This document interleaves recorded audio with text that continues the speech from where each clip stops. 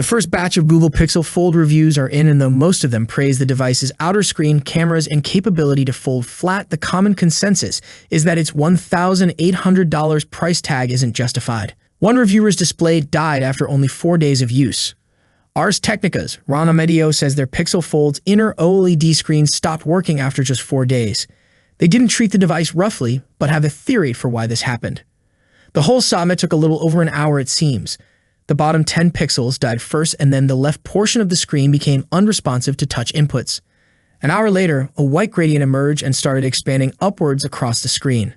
The Pixel Fold has a 7.6-inch inner screen with ultra-thin glass and a non-removable plastic layer on top. This protective layer has been placed to protect the screen. Amadeo notes that the plastic layer doesn't extend all the way to the bezels, leaving a little exposed area between it and the raised bezels.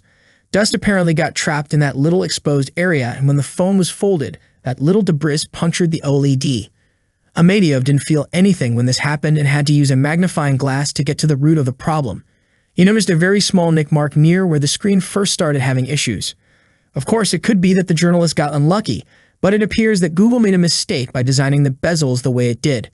The problem is not that the plastic layer doesn't cover the entire screen, as this is something that other companies that make foldable phones also do. The problem lies with the height of the bezel. Most foldable phones have slightly raised bezels to ensure there is a small gap between the two halves of the screen. This is done to prevent any trapped debris from getting crushed between the screens. The Pixel Fold's bezels are the same height as the protector, meaning the left and right parts of the screens almost touch when the phone is folded. While it's kind of shocking to see that the Pixel Fold screen stopped working so soon, let's not forget that this has only happened with only one user so far. But other reviews aren't exactly confidence-inspiring.